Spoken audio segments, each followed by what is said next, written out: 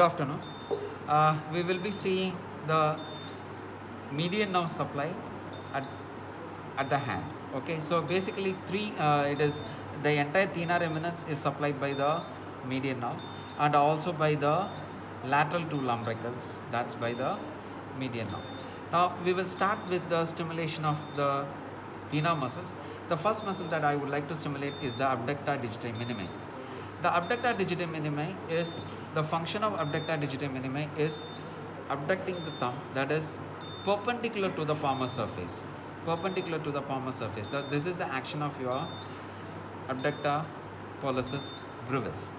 And the muscle is actually, if you look at here, it is from here to here on the lateral aspect. And when you feel the metacarpal of the thumb's metacarpal or the first metacarpal, when you feel that bulb, okay, feel that bony edge, the first muscle that you get to see here, you can see this is nothing but your abductor pollicis brevis. Can you please abduct the thumb? Yeah. When I apply, just please try to hold it. Try to hold it. When I apply resistance, that's what I said. You can see the ridge is here, and you can see the bulk that is standing out. This is your abductor pollicis brevis.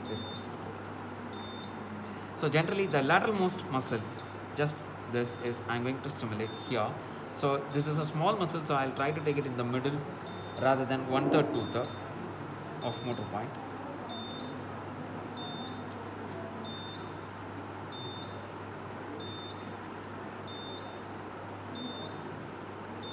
Yeah, you can see it starts to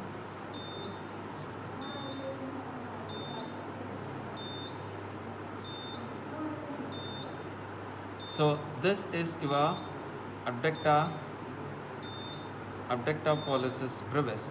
Now I'll come to the opponents. Opponents has three roles to do. One is it abducts and it medially rotates and then comes to the flexion. So all the three component it comes in. So that's how I differentiate with the others. So for my opponents, I have to place my electrode over here. This is a deep muscle, but luckily the other muscles are not that much is going to involve, and it is a huge muscle as far as the thumb is concerned.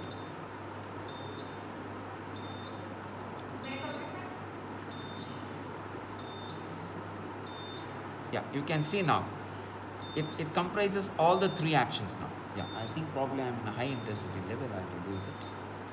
Fair enough.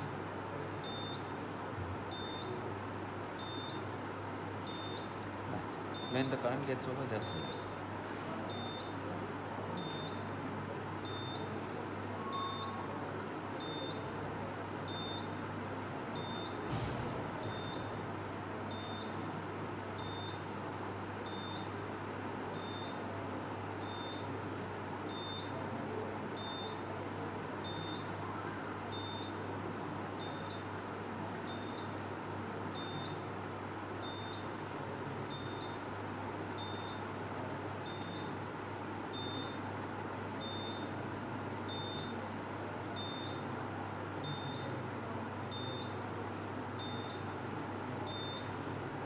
So you can see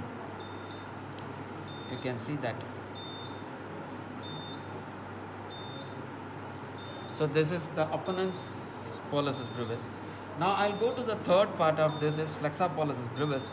Flexor pollicis brevis is again a deep muscle which is situated here. Generally we don't stimulate it. Why? Because it is a dual nerve supply. One end is supplied by the ulnar and the other one is supplied by the median. So we generally don't intend to stimulate this because any one nerve, if both the nerves are affected, yes, it may be. And it does the flexion of the MCP of the thumb, and you can see that.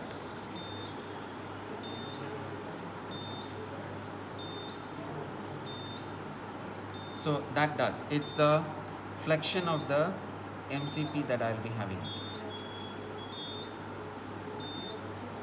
So this is the flexor pollicis brevis that I was stimulating. So basically three muscles, abductor at the lateralmost, then you come here almost the palmar crease where one of the creases where it ends, just above to that you will get the opponents, and here if you come you will get the flexor pollicis brevis, deep muscle. And I'll be now stimulating the left out muscles or the lateral portion of the lumbricals. Lateral portion of the lumbricals, actually I can stimulate here, but it is better to stimulate as group rather than stimulating only the lateral portion.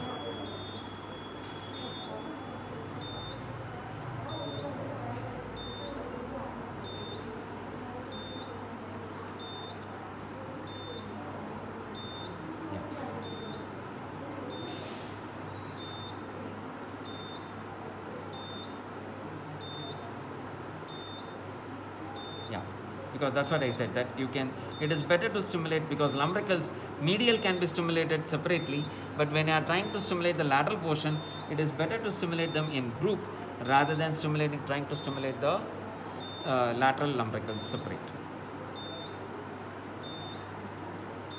As I told you, it's a function is going to be MCP flexion and IP extension. So that's how the lumbricals are. So basically the three muscles, and added to that is the lumbricals. Better to do a group stimulation when it comes to median nerve stimulation. In an ulnar nerve, I can stimulate the medial compartment separate. So